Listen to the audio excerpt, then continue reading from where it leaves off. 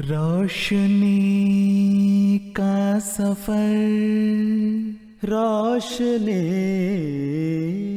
का सफर।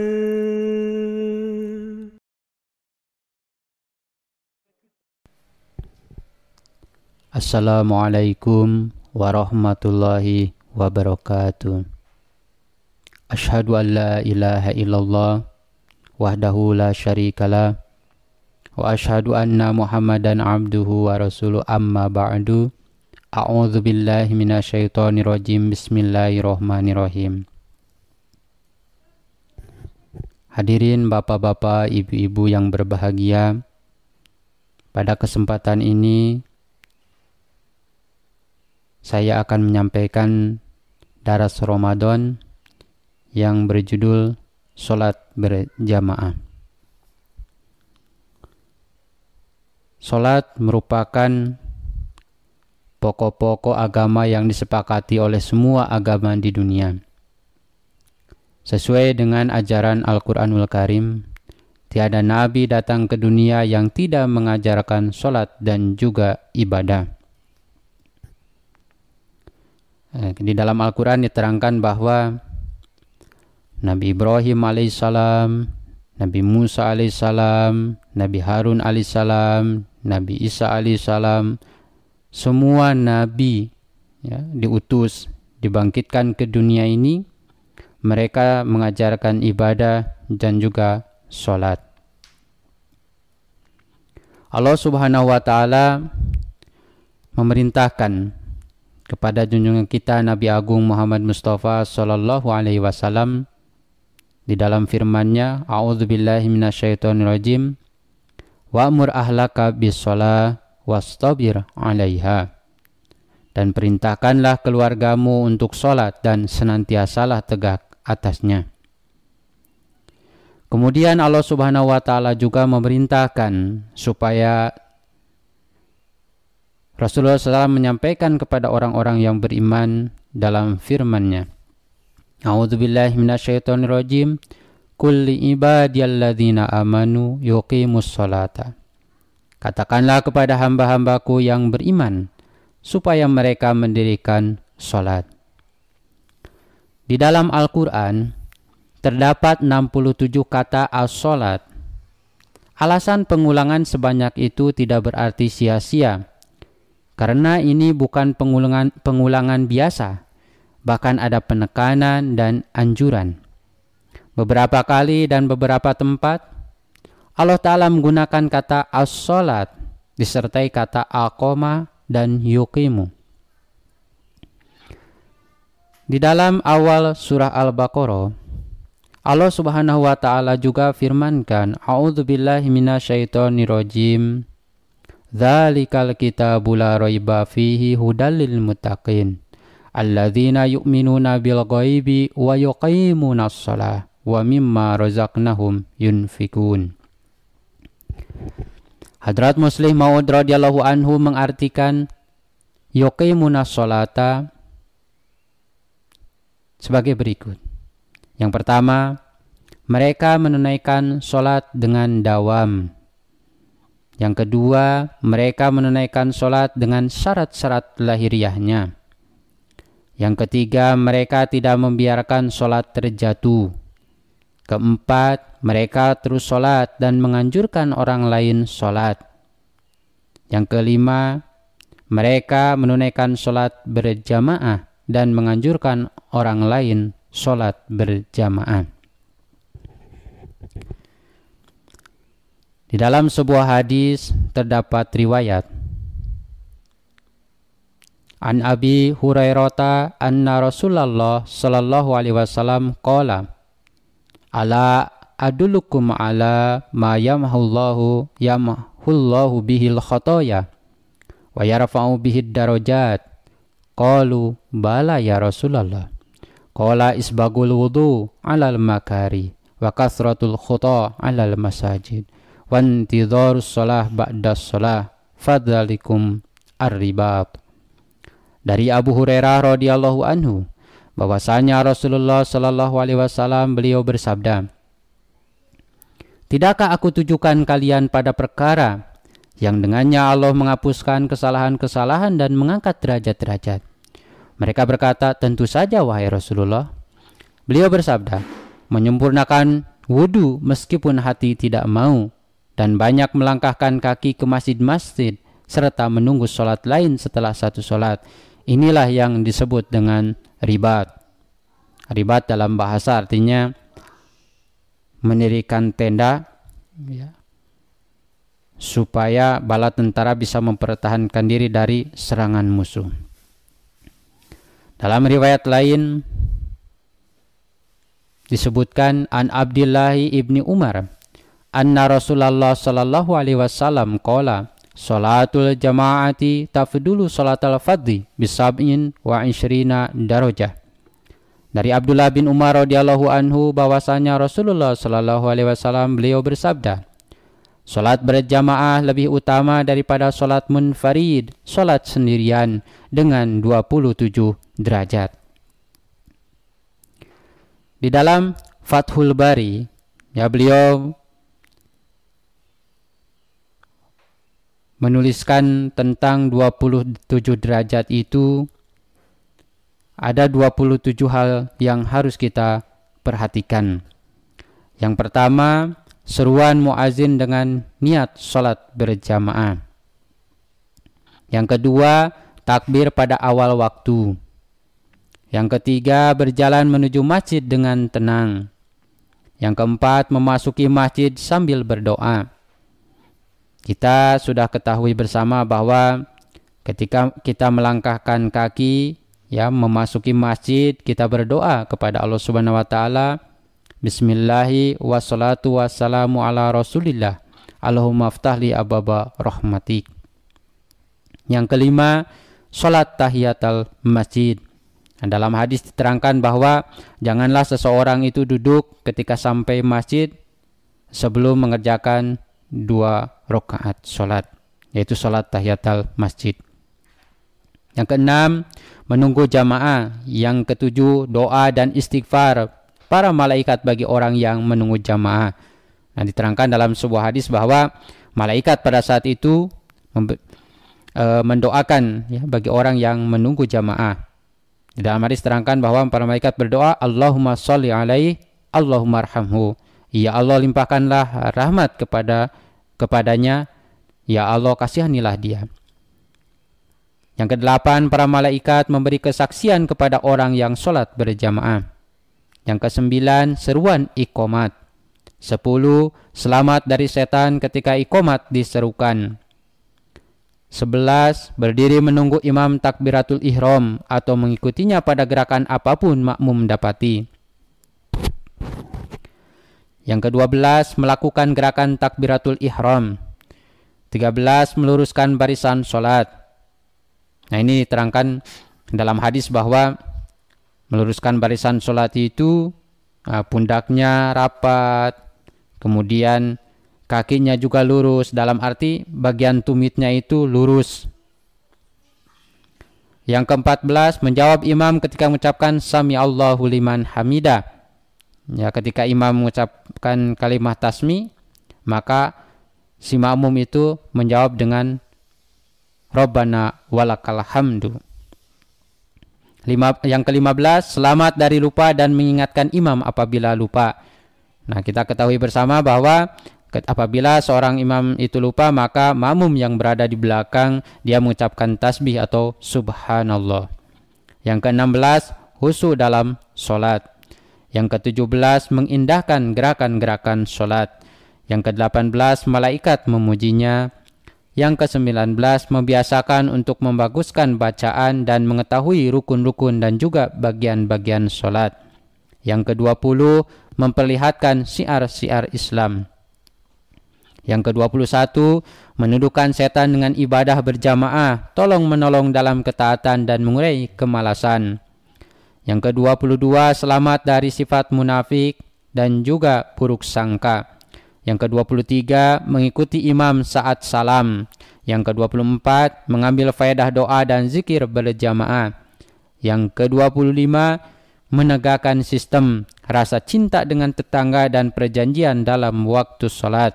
Yang ke-26, diam ketika imam membaca qiraah dan mendengarkannya.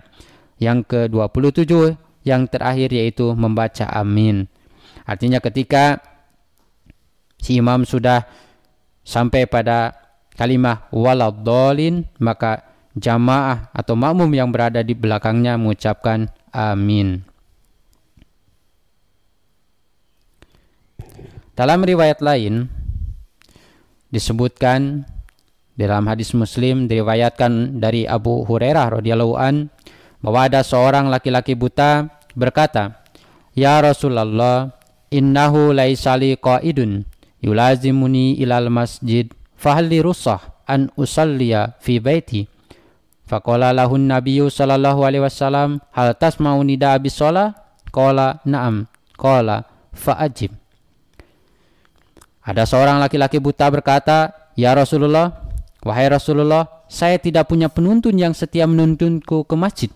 Apakah ada keringanan bagi saya untuk melakukan sholat di rumah?" Nabi Shallallahu Alaihi Wasallam bersabda, "Apakah kamu mendengar panggilan untuk sholat?" Dia menjawab, "Iya." Beliau bersabda, "Kalau begitu penuhilah panggilan tersebut." Hazrat Masih Maud alaihissalam bersabda, "Tujuan banyak pahala dalam sholat berjamaah adalah menciptakan persatuan. Lalu untuk mengamalkan persatuan tersebut diinstruksikan dan ditekankan supaya kaki satu dengan yang lain harus lurus, barisan harus lurus dan juga rapat. Maksudnya adalah supaya mereka mengandung hukum satu jasad dan mereka dapat menyalurkan nur-nurnya pada orang lain. Kesenggangan yang melahirkan ego dan juga takabur menjadi tidak hilang. Ingatlah dengan sebaik-baiknya bahwa di dalam diri manusia terdapat daya sehingga ia mampu menyerap cahaya-cahaya orang lain." Berkenaan dengan sholat yang merupakan kewajiban bagi orang-orang yang beriman, Allah Subhanahu wa taala firmankan di dalam Al-Qur'an, "A'udzubillahi minasyaitonirrajim, innas sholata kanat 'alal mu'minina kitaban mauquta." Sesungguhnya sholat merupakan kewajiban atas orang-orang beriman yang telah ditetapkan waktunya. Dan disebutkan di dalam sebuah hadis bahwa ada seorang sahabat yang bertanya kepada Rasulullah SAW, "Ayul a'mali ahabu ilallah?" Amalan apakah yang paling dicintai Allah? Rasulullah SAW bersabda, "As-salatu ala waktiha." Salat pada waktunya.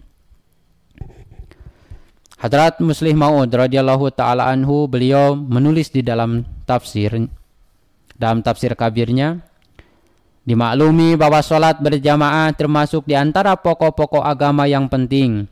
Bahkan dengan menyaksikan ayat-ayat Al-Quranul Karim, bahwa sholat kapanpun diterangkan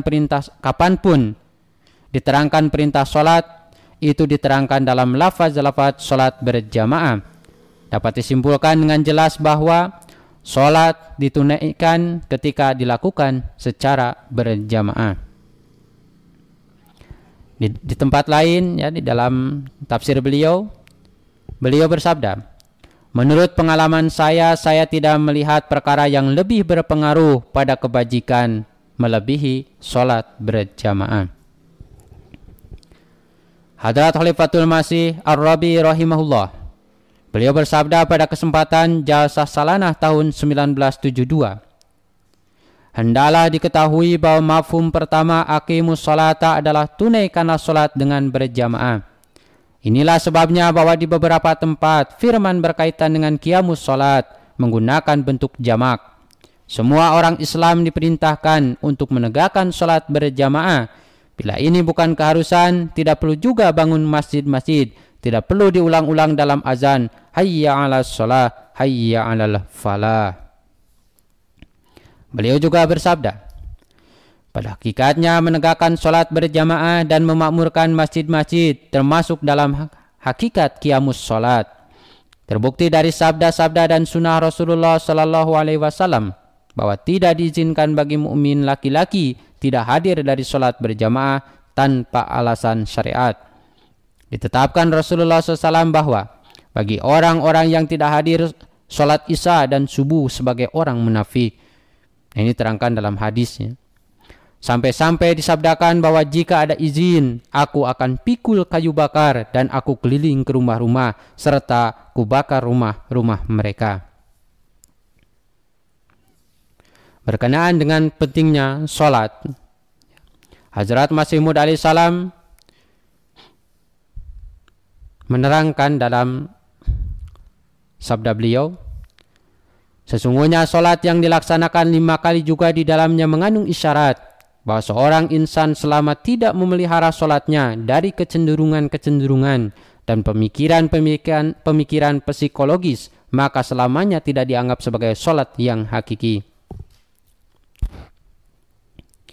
Sesungguhnya sholat itu tidak berarti hanya berupa beberapa gerakan-gerakan sholat dan pelaksanaannya saja sebagai suatu ritual keagamaan.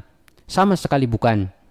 Bahkan sholat itu merupakan suatu amalan yang seharusnya dirasakan pula oleh kalbu, sehingga ruh akan meleleh dan bersujud di hadapan gerbang Allah Ta'ala karena rasa takut yang sangat.